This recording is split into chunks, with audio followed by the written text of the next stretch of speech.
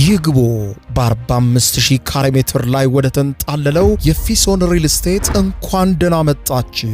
ቤቶቻችን ተጠናቀዋል። ይምጡና ይረከቡ። በተንጣለለው የፊሶን መንደር ታውን ሃውስ፣ ቪላና አፓርትመንት እንደ ምርጫው አቅርበናል። ዘመናዊና ቅንጡ አፓርትመንቶቻችን ከባለ 1 እስከ ባለ 3 መኝታ ተሰናድተዋል። እርሶን ይጠብቃሉ። የከርሰ ምድር ውሃ፣ ለተለያዩ ፕሮግራሞች የሚሆን ሰፊ ቴራስ፣ 24 ሰዓት የማይቋረጥ ተጠባባቂ ጄኔሬተር፣ ሰፊና አስተማማኝ የመኪና ማቆሚያ፣ የደህንነት ካሜራ ጨምሮ ይሄ ቀረሽ የማይባል ዘመናዊና ቅንጡ አፓርትመንት። ምርጫው ቪላ ከሆነ ደግሞ የተሟላና በ340 ካሬ ሜትር ላይ ያረፈ በውስጡ 6 መኝታ ቤቶች፣ 7 መታጠቢያ ቤቶች፣ 2 ሳሎን፣ 1 ባህላዊና 1 ዘመናዊ ኩሽናዎችን በውስጡ ያቀፈ ቤትም አለን። ታውን ሃውስስ ቢሉ በፊሶን መንደር ምን ጠፍቶ 5 መኝታ ቤት፣ 6 መታጠቢያ ቤትን፣ 1 ባህላዊና 1 ዘመናዊ ኩሽና አካቶ በ190 ካሬ ላይ ያረፈ 2 መኪና ማቆም የሚያስችል ሰፊ ግቢ ያለው የፊሶን መንደር። ይምጡ፣ ዛሬውኑ የቤት ባለቤት ይሆኑ። በ0952 78 78 78 ወይም በ0952 79 79 79 ላይ ሃሎ ይበሉን። ፊሶን ሪል ስቴት የርሶ።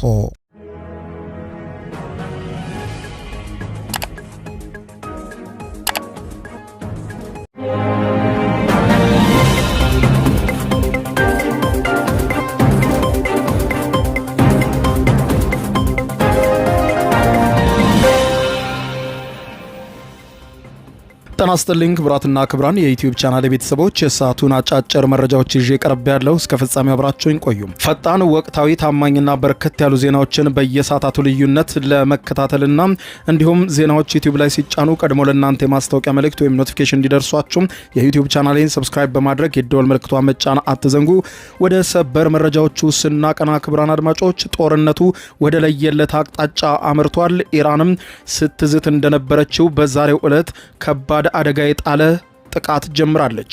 ይሄውም መሰረተ ልማቶች የሚነኩ ከሆነ እኔም መካከለኛው ምስራቅ ውሃ እስኪጠማ ድረስ የውሃ ማጣሪያዎቻቸውን እመታለሁ፣ የኤሌክትሪክ መሰረተ ልማቶቻቸውን አወድማለሁ ባለችው መሰረት የአሜሪካው ፕሬዝዳንት ዶናልድ ጄ ትራምፕ በሰጡት ቀጥተኛ ትዕዛዝ በኢራን የሚገኝ አንድ ግዙፍ ድልድይ በአሜሪካ ኃይል ተመቶ መደርመሱን ተከትሎ ኢራን በዛተችው መሰረት የበቀል ጥቃቷን በመካከለኛው ምስራቅ ላይ እያደረሰች ሲሆን የኩዌት 90% ነዋሪ ውሃ የሚያገኝበትን የውሃ ማጣሪያ መጥተዋለች። የኤሌክትሪክ መሰረተ ልማቶችንም አውድማለች። እንዲሁም የነዳጅ ዲፖዎችንም መታለች።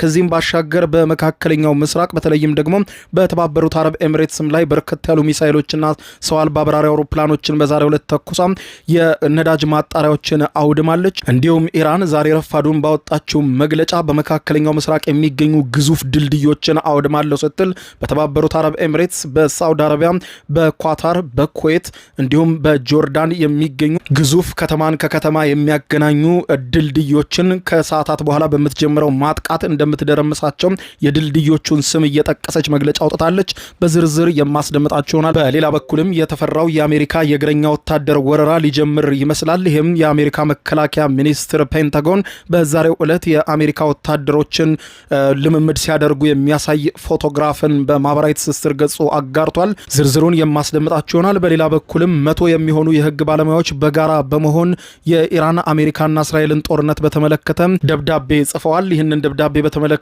ዋይት ሃውስም የሰጠው ምላሽ አስገራሚና ያልተጠበቀ ነው። የኢራን መገናኛ ብዙሃንም ከ12 ዓመት ዕድሜ ጀምሮ ያላችሁ ኢራናውያን ጦሩን ተቀላቀሉ የሚል ጥሪ ማስተላለፋቸውን ተከትሎ አምነስቲን ጨምሮ የተለያዩ የሰብአዊ መብት ተቋማት ቁጣቸውን በማሰማት ላይ ናቸው። በጉዳዩ ዙሪያ ዝርዝር መረጃውን የማስደምጣችሁ ይሆናል። እነዚህና ሌሎችንም በርከት ያሉ መረጃዎች ዩቲዩብ ላይ ሲጫኑ ቀድሞ ለእናንተ የማስታወቂያ መልእክት ወይም ኖቲፊኬሽን እንዲደርሷችሁ የዩቲዩብ ቻናሌን ሰብስክራይብ በማድረግ የደወል ምልክቷን መጫን አትዘንጉ።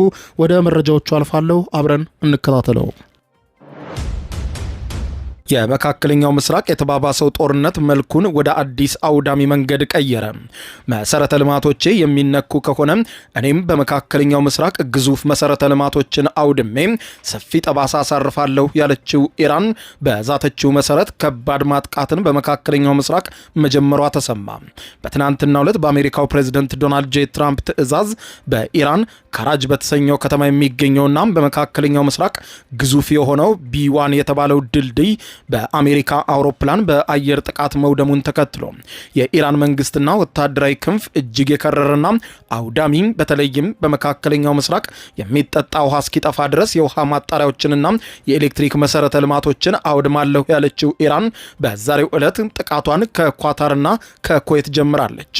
ከኢራን አብዮታዊ ዘብ IRGC ጋር የጠበቀና ቀጥተኛ ግንኙነት ያለው የኢራኑ ፋርስ የዜና ወኪል ዛሬ ረፋዱን ባወጣው ይፋዊ መግለጫ ኢራን በአሜሪካና እስራኤል እንዲሁም አጋር የሆኑት የአረብ ሀገራት ላይ ከባድ ጥቃት እንደምትሰነዝር የገለጸችው ኢራን በተለይም ወታደራዊ ኢላማዋንም ረፋዱን ስታስታውቅ በኩዌት፣ በሳውዲ አረቢያ፣ በተባበሩት አረብ ኤምሬትስና በጆርዳን የሚገኙ እጅግ ታዋቂና ግዙፍ የሆኑ ስትራቴጂክ ድልድዮችንና እንዲሁም የውሃ ማጣሪያዎችንና የኤሌክትሪክ መሰረተ ልማቶችን በስም ዘርዝራ እነዚህን አውድማለሁ ብላለች። ኢራን ይህንን ማስጠንቀቂያ ከሰጠች ከሰዓታት በኋላ ጥቃቷን በመካከለኛው ምስራቅ የጀመረች ሲሆን ኩዌትን ዛሬ ረፋዱን ባስደነገጣት ሁኔታ የኩዌት ኤሌክትሪክና የውሃ ሚኒስትር ኢራን የኃይል ማመንጫና የውሃ ማጣሪያ ተቋማት ላይ ጥቃት መፈጸሟን አስታውቋል።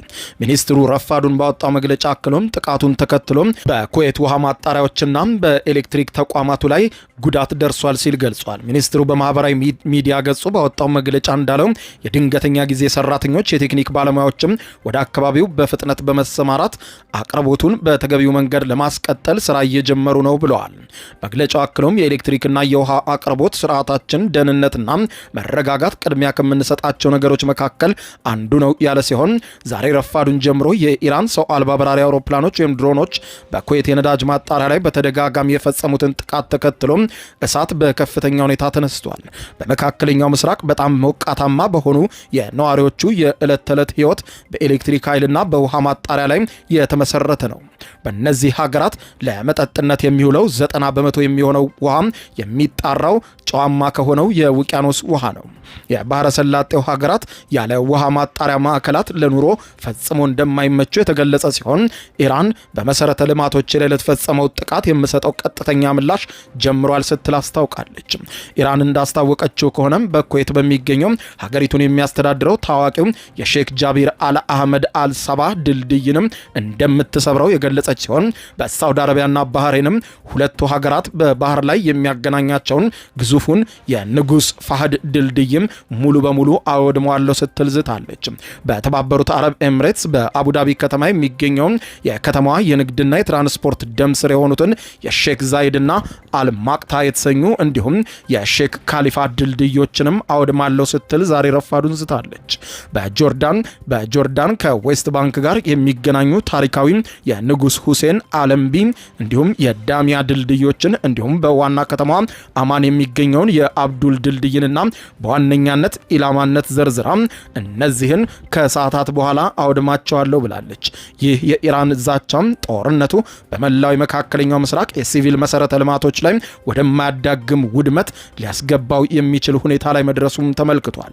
የተባበሩት አረብ ኤምሬትስ የአቡዳቢ የሚዲያ ቢሮ እንዳስታወቀው ከሆነ የሀገሪቱ የአየር መከላከያ ስርዓት የተተኮሱ ተወርዋሪ አካል በተሳካ ሁኔታ አክሽፈናል በማለት ገልጾታል።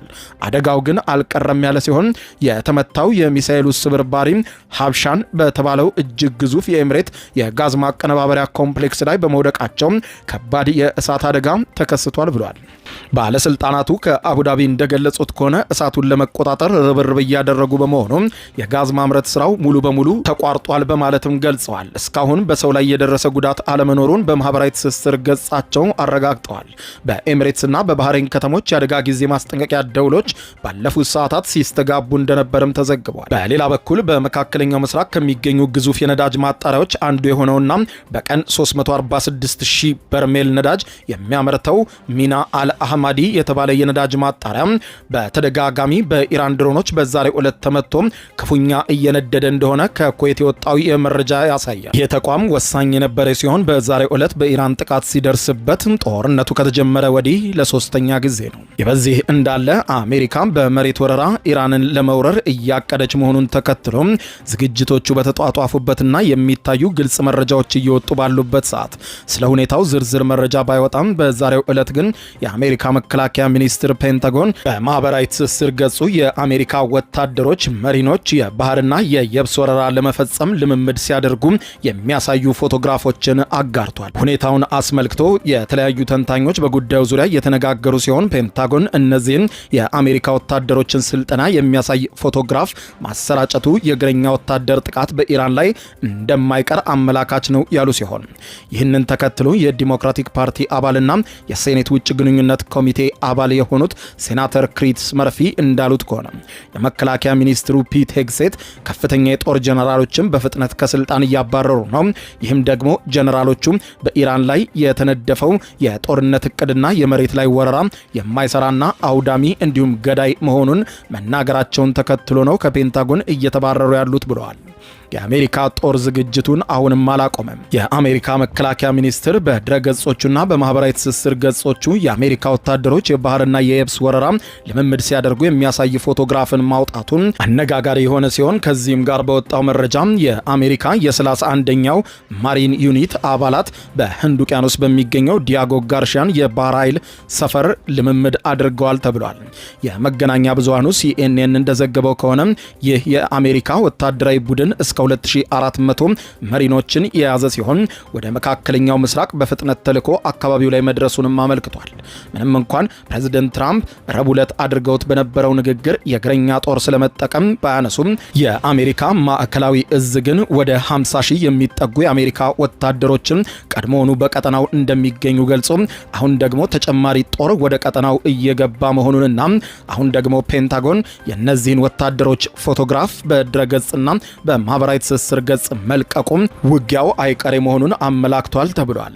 ይህ ጦር የዓለም 20 በመቶ ነዳጅ የሚያልፍበትን የሆርሙዝ ወሽመጥ ደሴቶችንና የኢራንን የነዳጅ ማዕከል የሆነውን ሃርግ ደሴትን ለመቆጣጠር በዝግጅት ላይ እንደሚገኝ ይታመናልም ተብሏል። በሌላ በኩል ከመቶ በላይ የሚሆኑ ዓለም አቀፍ የህግ ባለሙያዎች ስለ ኢራን ጦርነት ያላቸውን ስጋት የሚገልጽ ደብዳቤ ጻፉ። ከመቶ በላይ የሚሆኑ የዓለም አቀፍ ህግ ባለሙያዎች በመካከለኛው ምስራቅ እየተካሄደ ባለው ጦርነት አሜሪካ፣ እስራኤልና ኢራን በዓለም አቀፍ ህግ ላይ ከፍተኛ ጥሰት መፈጸማቸው ይህም ከፍተኛ ስጋት እንደተፈጠረባቸው በማመልከት ግልጽ ደብዳቤ በዛሬው ዕለት ጽፈዋል። በደብዳቤው ላይም ፊርማቸውን ያኖሩት ባለሙያዎች የቀድሞ የአሜሪካ መንግስት ባለስልጣናትና የዓለም አቀፍ የህግ ፕሮፌሰሮች መሆናቸውም ተዘግቧል። ግልጽ ደብዳቤውን የጻፉት እነዚሁ ምሁራን የቀድሞው መንግስት ባለስልጣናት ከዩናይትድ ስቴትስ ጋር ባላቸው ግንኙነት ምክንያት ትኩረታቸው በአሜሪካ አሰራር ላይ ብቻ እንደሆነ ገልጸዋል። የህግ ባለሙያዎቹም በጦርነቱ ወቅትም የአሜሪካ ድርጊትም ሆነ ንግግር እጅግ አሳሳቢና በአንዳንድ ሁኔታዎችም የዓለም አቀፍ ህግን የሚጥስ ነው ብለዋል። በኢራን ላይ የተከፈተውን ጥቃት የተባበሩት መንግስታት ድርጅትን ቻርተር በግልጽ የሚጥስ መሆኑን ባለሙያዎቹ ገልጸው ባለሙያዎቹ የአሜሪካ ባለስልጣናት የሚጠቀሙበትን አስደንጋጭ ንግግር የጠቀሱ ሲሆን ይህም ፕሬዚደንት ትራምፕ የኢራንን የኃይል ማመንጫዎች ለማውደም የሰነዘሩት ዛቻ ህገወጥ ነው ብለውታል። በተጨማሪም በጦርነቱ የመጀመሪያው ቀን በኢራን ሚናብ በተባለ ከተማ በሚገኝ ትምህርት ቤት ላይ የተፈጸመውን ጥቃት ባለሙያዎቹ በደብዳቤያቸው ላይ ጠቅሰውታል። በትምህርት ቤቱ ላይ የተፈጸመው ጥቃት በአሜሪካ ጦር የተፈጸመ መሆኑን ማስረጃዎች ያሳያሉም ብለዋል። ባለሙያዎቹም ይህ የአሜሪካ ጥቃት በማስረጃ የሚደገፍ ከሆነ ከጦር ወንጀል ጋር የሚተሳሰር ነው ያሉ ሲሆን ኃላፊነት ያለባቸው አካላትም ግድ የለሾች መሆናቸውን ያሳያል ሲሉ ነው የገለጹት። የነጩ ቤተ መንግስት ዋይት ሃውስ ቃል አቀባይ ለተጻፈው ግልጽ ደብዳቤ ለቢቢሲ በሰጡት ምላሽ ትራምፕ መላውን ቀጠና የበለጠ ደህንነቱ የተጠበቀና የተረጋጋ እያደረጉት እንጂ ሰብአዊ መብት እየጣሱ አይደለም በማለት አስተባብለዋል። ቃል አቀባዩ አክለውም ፕሬዝደንቱ እነዚህን እጅግ በጣም አስፈላጊ የሆኑ የብሔራዊ ደህንነት ውሳኔዎች የሚወስኑት በእነዚህ ባለሙያ ተብዬዎች አስተያየት ላይ ተመስርቶ ሳይሆን የአሜሪካ ሕዝብን ጥቅም ለማስጠበቅ ነው በማለት ገልጸው እናንተ ይህንን ደብዳቤ የጻፋችሁ የህግ ባለሙያ ነን ያላችሁ በሙሉ ደብዳቤያችሁን ስትጽፉ መዋል ትችላላችሁ፣ እኛ ግን ህግ እያከበርን ጥቃታችንን እንቀጥላለን ብለዋል። በሌላ በኩል የዓለም አቀፉ የሰብአዊ መብት ተሟጋች ድርጅት አምነስቲ ኢንተርናሽናል ኢራንን በጦር ወንጀል ከሷታል። አምነስቲ ኢንተርናሽናል ባወጣው አስቸኳይ መግለጫ ኢራን እድሜያቸው እስከ 12 ዓመት የሆኑ ህፃናትን ከኢራን አብዮታዊ ዘብ ጋር በተያዙ ሚናዎች ላይ መልምሏል፣ የጦር ወንጀል ነው ሲል ነው ያሳሰበው። ይህ መግለጫ የወጣው የኢራን አብዮታዊ ዘብ ባለስልጣናትም ሆኑ ረሂም ናዳሊ በመንግስት መገናኛ ብዙሃን በሰጡት አስተያየት በበጎ ፈቃደኝነት ዘመቻ አማካኝነት እንደ ጥበቃ ስራ፣ የፍተሻ ጣቢያዎችንና ስንቅ ማመላለሻ ያሉ የድጋፍ ስራዎች ላይ ለመሳተፍ የተቀመጠውን ዝቅተኛ የዕድሜ ገደብ 12 ዓመት ዝቅ ማለቱን ገልጸው አሁን ላይ ከ12 ዓመት በላይ የሆነ ማናቸውም ኢራናዊ ጦርነቱን ይቀላቀል ባሉት መሰረት ምሽቱን በተሰጠው መግለጫ 7 ሚሊዮን የሚሆኑ ኢራናውያን እድሜያቸው ከ12 በላይ የሆኑ በሙሉ ተመዝግበዋል ተብሏል። ናዳሊ ሲናገሩ ወደኛ የሚመጡት ሰዎች እድሜ እየቀነሰ በመምጣቱ ዝቅተኛው የእድሜ ገደብ አሁን 12 ዝቅ አድርገነዋል ያሉ ሲሆን የ12 እና የ13 ዓመት ታዳጊዎችም ፍላጎቱ ካላቸው መሳተፍ እንደሚችሉ ገልጸዋል።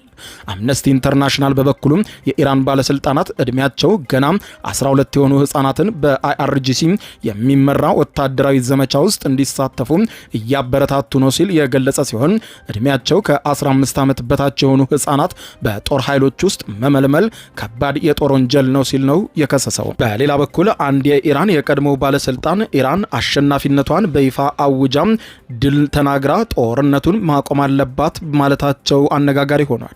በኢራን የፖለቲካ ልሂቃን ዘንድ ያልተጠበቀ ድምፅ ተሰምቷል ያለው አልጀዚራ የዜና ወኪል የኢራን የኒውክሌር ድርድር ፊት አውራሪና የቀድሞ የሀገሪቱ ውጭ ጉዳይ ሚኒስትር የነበሩት ጃቫድ ዛሪፍ በዛሬው ዕለት ሀገራቸው ኢራን አሸናፊነቷን በድል አውጃ ይህንን ጦርነት የሚያቆምና ቀጣዩን የሚከላከል ስምምነት እንድታደርግ አጥብቀን እንጠይቃለን ብለዋል። ዛሪፍ በአሜሪካ በሚታተመው እጅግ ታዋቂው ፎሬን አፌርስ በተሰኘው መጽሔታቸው ላይ ባወጡት ጽሑፍ ደግሞ ቴህራን ለራሷ የሚጠቅም ሁኔታ ጦርነቱን ከአሜሪካና እስራኤል ጋር እንዴት ማቆም እንደምትችል ፍኖተ ካርታቸውን አስቀምጠዋል። የዛሪፍ ትልቁ የሰላም ሀሳቦችም ያስቀመጡ ሲሆን አንደኛው የኒውክሌር እና የሆርሙዝ ስምምነት ነው። ኢራን በኒውክሌር ፕሮግራሟ ላይ የተወሰነ ገደብ ለማድረግና የተዘጋውን የሆርሙዝ ወሽመጥን ለመክፈት ፈቃደኛ መሆንና ከአሜሪካ ጋር መደራደር አለባት ባይ ናቸው። በምላሹ አሜሪካ በኢራን ላይ የጣለቻቸውን ማዕቀቦች በሙሉ ማንሳት አለባት ብለዋል።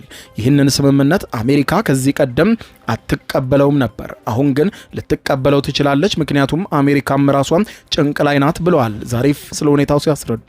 ሁለተኛው ደግሞ የጋራ ያለመጠቃቃት ስምምነት ነው።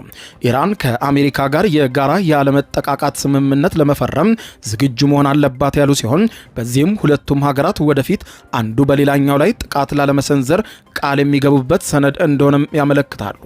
ሌላኛው ኢኮኖሚያዊ ትብብር ነው። ኢራን ከአሜሪካ ጋር የኢኮኖሚ ግንኙነት ለመጀመር ማቅረብ አለባት በማለት ገልጸው ይህ እርምጃ ለአሜሪካውያንም ሆነ ለኢራናውያን የጋራ አሸናፊነት ነው ሲሉም የኢራንን በመጠን የበዛ ነዳጅና ሌሎችንም ዝርዝር ሁኔታዎች አስቀምጠዋል። የቀድሞው የኢራን ውጭ ጉዳይ ሚኒስትር ጃቫድ ዛሪፍ ሀሳባቸውን ሲያጠቃልሉ እነዚህ እርምጃዎች የኢራንን ባለስልጣናት ጊዜያቸውን እንዲሁም አቅማቸውን ሀገርን ከውጭ ጠላት ከመከላከል ይልቅ በሀገር ውስጥ የህዝባቸው ኑሮ በማሻሻል ላይ እንዲያተኩሩ ያስችላቸዋል ብለዋል።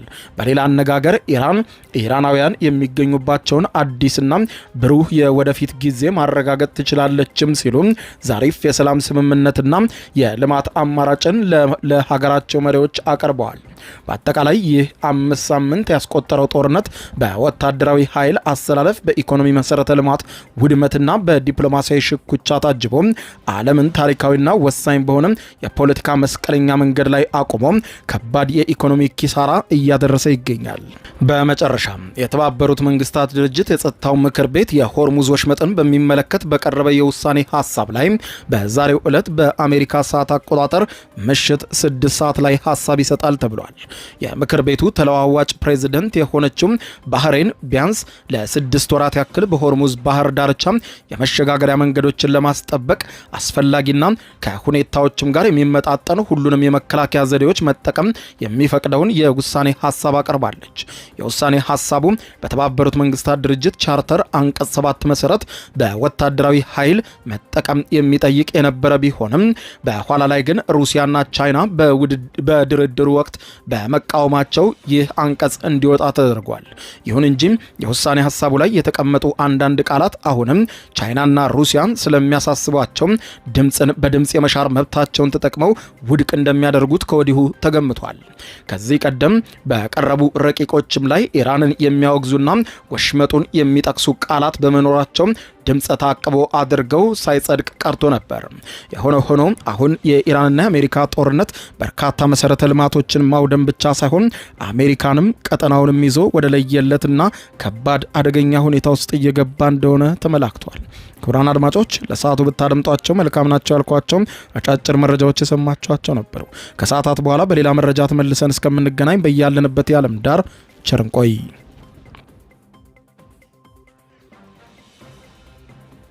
የዩቲዩብ የስኬት ሚስጥሮችን በዝርዝር የያዘው የአቤል ብርሃኑ የወይኗ ልጅ መጽሐፍ ሁለተኛ እትም በገበያ ላይ። ዩቲዩብ ለመጀመር በአጭር ጊዜ ስኬትን ለመቀዳጀት አስበዋል? ዩቲዩብ ብጀምር ስንት ብር አገኘሁም ብሎ አስበዋል? እንግዲያውስ በዩቲዩብ 2 የወርቅ 3 የብር ሽልማቶችን ያገኘው የአቤል ብርሃኑ የወይኗ ልጅ የዩቲዩብ ሚስጥሮች መጽሐፍ በዝርዝር ሁሉንም ያብራራሉታል። ዛሬውኑ ገዝተው ህልሞን እውን የሚያደርጉበትን የዩቲዩብ የስኬት መንገድ ይጀምሩ። በሀገር ቤት አከፋፋይ አዲስ አበባ ሜክሲኮ ኮሜርስ መጽሐፍት መደብር። በውጭ ሀገራት ለምትገኙ ከአማዞን ላይ ብታዙ በቀናት ውስጥ ደጁ ይደርሳል። የአማዞን ሊንኩን እዚህ ቪዲዮ ኮሜንት ላይ ያገኙታል። የዩቲዩብ ሚስጥሮች ዘመኑ ጋር ተፈላጊ መጽሐፍ።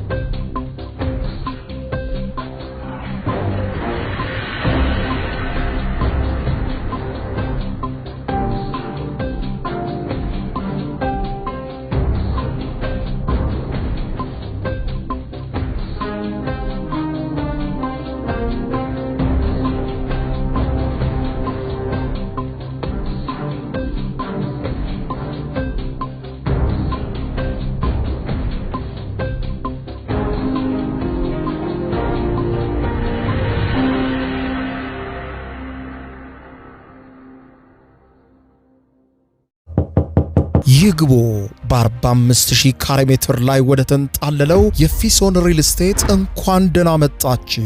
ቤቶቻችን ተጠናቀዋል። ይምጡና ይረከቡ። በተንጣለለው የፊሶን መንደር ታውን ሃውስ፣ ቪላና አፓርትመንት እንደ ምርጫው አቀርበናል። ዘመናዊና ቅንጡ አፓርትመንቶቻችን ከባለ 1 እስከ ባለ 3 መኝታ ተሰናድተዋል። እርሶን ይጠብቃሉ። የከርሰ ምድር ውሃ፣ ለተለያዩ ፕሮግራሞች የሚሆን ሰፊ ቴራስ፣ 24 ሰዓት የማይቋረጥ ተጠባባቂ ጄኔሬተር፣ ሰፊና አስተማማኝ የመኪና ማቆሚያ፣ የደህንነት ካሜራ ጨምሮ ይሄ ቀረሽ የማይባል ዘመናዊና ቅንጡ አፓርትመንት። ምርጫው ቪላ ከሆነ ደግሞ የተሟላና በ340 ካሬ ሜትር ላይ ያረፈ በውስጡ 6 መኝታ ቤቶች፣ 7 መታጠቢያ ቤቶች፣ 2 ሳሎን፣ 1 ባህላዊና 1 ዘመናዊ ኩሽናዎችን በውስጡ ያቀፈ ቤትም አለን። ታውን ሃውስስ ቢሉ በፊሶን መንደር ምን ጠፍቶ 5 መኝታ ቤት፣ 6 መታጠቢያ ቤትን፣ 1 ባህላዊና 1 ዘመናዊ ኩሽና አካቶ በ190 ካሬ ላይ ያረፈ 2 መኪና ማቆም የሚያስችል ሰፊ ግቢ ያለው የፊሶን መንደር። ይምጡ፣ ዛሬውኑ የቤት ባለቤት ይሆኑ። በ0952 78 78 78 ወይም በ0952 79 79 79 ላይ ሃሎ ይበሉን። ፊሶን ሪል ስቴት የርሶ